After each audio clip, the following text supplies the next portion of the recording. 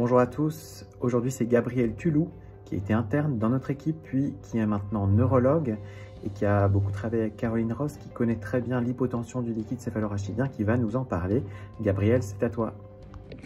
Aujourd'hui, je vais vous parler de l'hypotension du liquide cérébrospinal, plus particulièrement de l'hypotension post-ponction durale ou appelé le fameux syndrome post-ponction lombaire.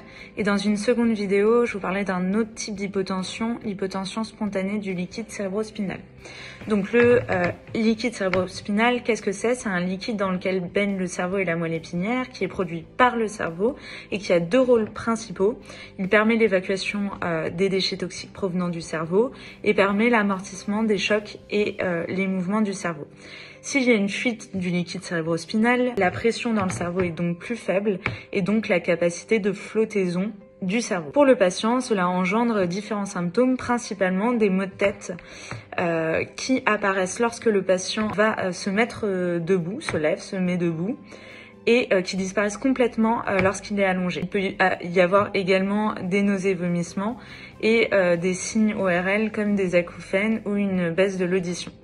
Le syndrome post-ponction lombaire, c'est très simple.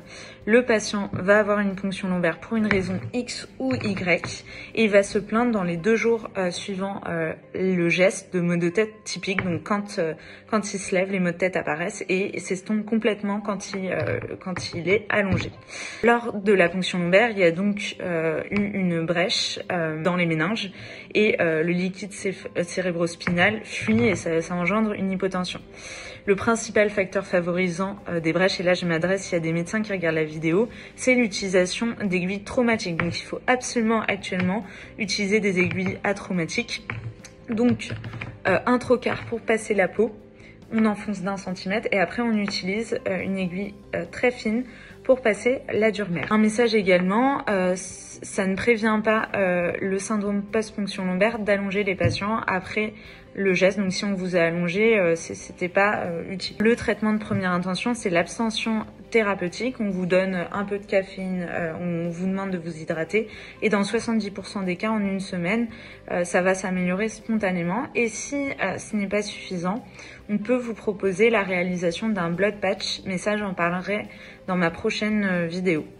Je vous remercie.